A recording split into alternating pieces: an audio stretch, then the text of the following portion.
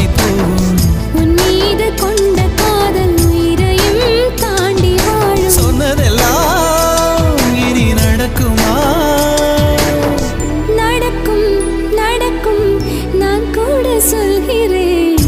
அழகே பிரம்மனிடம் மனு கொடுக்க போயிருந்தேன், நீ என் மனைவியாக வேண்டும் என்று.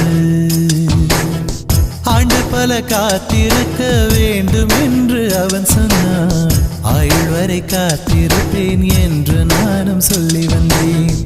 என் ஆசை நிறை